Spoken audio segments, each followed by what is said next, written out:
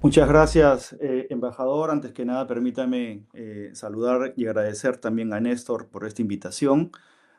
Agradecer también la exposición de Jesús. Es un gusto reencontrarnos en este canal digital y agradecer de manera muy honda a Néstor por brindarnos este espacio de diálogo entre especialistas que desde nuestras respectivas posiciones eh, hemos tenido una participación directa o indirecta en el largo proceso deliberativo y de negociación del acuerdo BBNJ.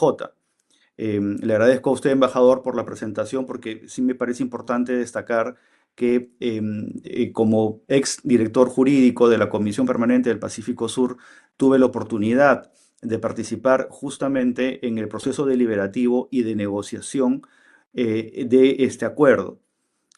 Sobre todo también la necesidad de estos espacios, porque tal como ha mencionado Néstor, después de la firma de nuestro país a este importante acuerdo, han habido algún tipo de opiniones, no siempre muy técnicas, que son necesarias entender, porque estamos justamente hablando de un tratado complejo en su estructura, tal como lo acaba de mencionar Jesús, sino además también porque es el tratado más importante de este siglo, eh, por todo lo que ha implicado su proceso de negociación y de la cual el Perú, nuestro país, ha tenido una participación muy activa. En ese sentido, yo me voy a concentrar desde un punto de vista jurídico, por supuesto que es mi especialidad, pero sí quisiera hacer una breve introducción para aquilatar la importancia del tratado. Y eso está vinculado al largo proceso de consultas y de deliberaciones que llevó a este acuerdo. Se ha mencionado en algunas opiniones no muy versadas en el tema que este es un acuerdo, digámoslo así, que ha tomado por sorpresa al Perú. Y eso no es exactamente como lo manifiestan. Si uno traza una línea de tiempo, el acuerdo BBNJ es fruto de las deliberaciones y del consenso, sobre todo, después de casi más de 20 años de consultas, deliberaciones entre profesionales de las diversas disciplinas oceanográficas, biólogos, expertos en gestión de recursos pesqueros, eh, abogados, por supuesto, especialistas en derecho internacional, la participación de los estados, de organizaciones internacionales, de la comunidad científica. Entonces, si hacemos una línea de tiempo, el acuerdo BBNJ puede ser dividido en dos etapas históricas. Y hago esta precisión porque si no entendemos la importancia del acuerdo, difícilmente vamos a poder comprender por qué es necesario que el Perú se sume a este esfuerzo colectivo, porque como bien ha mencionado Jesús, estamos enfrentando el cambio climático que afecta a todo el mundo y por consiguiente se requiere de una respuesta global. Existió una etapa de consultas y de deliberaciones que va desde el año 2002 y se extiende hasta el año 2015. En ese momento ya habían indicios de una degradación acelerada de los ecosistemas marinos, principalmente aquellos situados fuera de la jurisdicción nacional. Pasado todo ese proceso de análisis científico, se llega a una etapa de análisis jurídico sobre cómo estaba el marco oceánico, el marco de gobernanza oceánica, que es el que se ha mencionado, en espacios en donde los estados obviamente interactúan de manera libre, el espacio de alta mar y también el de los fondos marinos, que son los dos espacios que están fuera de la jurisdicción nacional de los estados costeros. Y en ese momento se hace un diagnóstico jurídico y se llega a la conclusión que como quiera que esos son espacios en las que intervienen diversas actividades humanas, por ejemplo, el comercio internacional, se realiza el 90% por el mar, se hacen actividades de investigación científica marina, hay actividades de pesca también, por supuesto, o actividades de minería submarina. Había una serie de tratados y de organismos internacionales que estaban interactuando en estos espacios, pero cuyas competencias en algunas situaciones se superponían. Y esto generaba un marco jurídico fragmentado que necesitaba a toda costa ser ordenado. De ahí que se acuña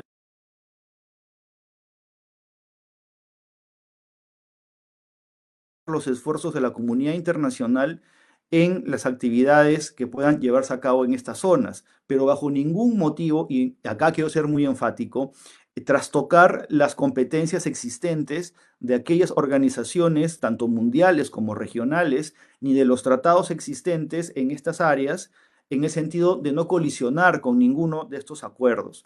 Y eso ha estado presente desde el mandato negociador del proceso BBNJ y se ha visto reflejado en el texto final resultante. Eso como una primera, digamos, explicación del proceso negociador.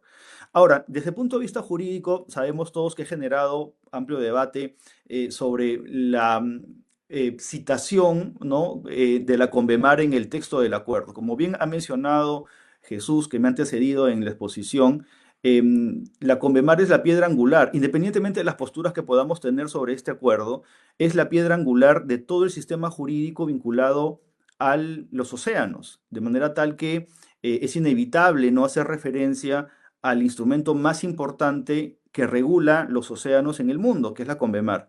Y como bien ha explicado Jesús, la Convemar regula los espacios marinos y entre ellos están espacios que están fuera de la jurisdicción nacional, como es el alta mar y los fondos marinos. Por eso es que hay una necesidad de hacer referencia a la Convemar. Pero también desde el punto de vista jurídico, desde el punto de vista jurídico del derecho internacional, debo decirles que los tratados son acuerdos voluntarios, es decir, los estados son soberanos para hacerse parte o no de un tratado. Y esto es importante, ¿por qué? Porque el acuerdo BBNJ, justamente como demandaba una respuesta global a una amenaza global, es que se permite las Naciones Unidas posibilita la participación en este tratado de aquellos estados que son parte de Convemar o aquellos estados que no lo son, justamente por la necesidad de que el tratado sea verdaderamente universal. Por eso es que Jesús, con muy buen sentido, explicaba que de los 3 acuerdos de implementación de la Convemar, los 2 primeros, que son el Acuerdo de Nueva York y el acuerdo, digamos, fundacional de la Autoridad de Fondos Marinos, son acuerdos que sí demandan que los estados sean parte de Convemar. Pero en este tercer acuerdo es perfectamente válido que un estado pueda formar parte de un tratado y que éste invoque la Convemar sin que ello implique una suerte de adhesión implícita, porque jurídicamente no se puede ser parte de un tratado del cual un estado soberanamente no desea hacerlo. Y también me parece importante traer a colación algo que a lo mejor se desconoce. Nuestro país ya es parte de varios tratados aprobados por el Congreso y ratificados por el presidente de la República, en las que se invocan disposiciones de la Convemar sin que ello suponga una adhesión del Perú al tratado. Por ejemplo, simplemente para citar un caso, en el marco de la UNESCO existe la Convención sobre el Patrimonio Cultural Subacuático, y este tratado, que es también universal, de la cual el Perú no es parte, pero hace referencia a los espacios marinos y muchas de estas disposiciones y los principios de conservación del patrimonio subacuático son recogidos en nuestra legislación nacional. Entonces, ahí me parece importante hacer esa precisión, porque claro, se está comentando como que si el Perú es parte del acuerdo BBNJ, se está haciendo parte de forma implícita de Convemar y eso no es así. En segundo lugar, me parece importante también rebatir estas cuestiones que el acuerdo estaría abordando asuntos vinculados a la pesca y no hay nada más ajeno a la realidad. Lo que ocurre es que justamente porque el tratado es técnico, se hace referencia a los recursos genéticos marinos, que a veces se asocia a los peces y se piensa que el acuerdo va a trastocar la pesca. Eso también quedó reflejado desde el mandato negociador, que en modo alguno se iba a regular actividades pesqueras que ya están reguladas por organismos especializados y que quedan por fuera del mandato negociador y del tratado mismo BBNJ. Y en este punto, sin entrar en tantas distinciones técnicas que puedan hacer más confuso el entendimiento, yo quisiera resaltar la importancia de los recursos genéticos marinos. Por ejemplo, hay que entender que el 90% de los medicamentos que consumimos tienen origen marino. Solamente para citar un ejemplo, la citarabina, que es un medicamento altamente eficaz contra la leucemia, justamente ha sido desarrollado a partir de un gen encontrado en las esponjas de mar, que al ser organismos de crecimiento lento, generan sustancias para combatir aquellos organismos de crecimiento rápido que invaden las esponjas. Entonces, sin entrar en distingos científicos, por eso que es tan importante preservar ese ecosistema, porque de ahí también el ser humano obtiene medicamentos para combatir enfermedades. Entonces, por eso es que es importante salvaguardar estos ecosistemas marinos. Entonces, para nada está considerada la pesca como actividad económica, tiene un marco regulador propio, y eso lo podemos ver, por ejemplo, en el artículo 10, párrafo 1, que se excluye las cuestiones vinculadas a la pesca. Em, no voy a extenderme demasiado porque quiero dar pie, por supuesto, a este interesante diálogo, intercambio de ideas, pero por ejemplo también se ha mencionado mucho que la firma del Perú al acuerdo BBNJ de alguna manera ha hecho que el Perú caiga en una suerte de traición a la patria, que lamentablemente es una expresión que se utiliza de una forma muy, digamos, muy flexible, ¿no? Desde el punto de vista del derecho de los tratados, los estados cuando firman un acuerdo todavía no expresan su manifestación de voluntad concluyente de ser partes del tratado. Justamente la firma lo que da pie es a que se abra un debate a nivel interno del Estado, siguiendo sus normas jurídicas. En la Constitución Política, en el artículo 56 y 57, se establecen dos mecanismos para la incorporación de un tratado al ordenamiento nacional. Existen tratados que por su contenido especial requieren la aprobación previa del Congreso antes de ser ratificados por el presidente de la República. Y este es justamente el caso, de ahí que el canciller Schaller ha mencionado lo que va a ocurrir después de la firma del tratado. El Congreso tomará el acuerdo y convocará, pues obviamente, a las discusiones técnicas respectivas. Pero recordemos también que quien conduce la política exterior del Estado es el Poder Ejecutivo, encabezado por el presidente de la República y por el ministro o el ministerio, que en este caso es Relaciones Exteriores. Y digo esto porque el Perú, a lo largo de todo el proceso deliberativo y de negociación del acuerdo BBNJ, siempre ha manifestado su profunda voluntad de sumarse a este esfuerzo colectivo y de salvaguardar estos ecosistemas. Ya lo ha mencionado también el embajador Roncaliolo, que nuestra historia como país marítimo ha ido siempre en esa sintonía. Él ha destacado algo que es muy cierto, que es el componente del desarrollo social y económico, de la explotación de los recursos que desde siempre el Perú ha defendido. Con lo cual, justamente estamos haciendo lo mismo eh, 80 años después. Es decir, sumarnos justamente a preservar esos ecosistemas, porque tal como ha mencionado Jesús, tienen una serie de beneficios económicos, sociales y diplomáticos para nuestro país. Entonces, lo que va a ocurrir aquí no es que este asunto nunca se haya debatido. Cuando la Cancillería ha ido y ha participado en el proceso BBNJ, lo ha hecho siempre acompañado de las opiniones técnicas de los ministerios que conforman el Poder Ejecutivo que han participado del proceso negociador. Yo, como he comentado, he participado en el proceso deliberativo. Yo estuve en varias reuniones de las Naciones Unidas como miembro, en este caso, de CPPS, que es una organización que involucra la participación de Perú, Colombia, Ecuador y Chile.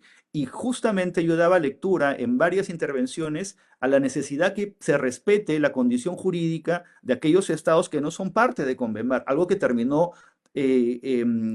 consignado en el mandato negociador y en el tratado. Recordemos que también Colombia, junto con el Perú, no es parte de Convemar. Entonces, eso está perfectamente resguardado. Pero también el Perú participaba de forma muy activa con funcionarios, por ejemplo, de la Armada o, por ejemplo, del IMARPE, porque es el equipo Perú que participa en una negociación. Entonces, me parece importante decir eso como para un poco despejar estas dudas, como si el acuerdo hubiese sido negociado de forma sorpresiva. Y lo que habrá, por supuesto, es que el Congreso acoja la carpeta sustentatoria de la conveniencia del Perú a la ratificación del acuerdo y se haga el debate que tanto se está reclamando.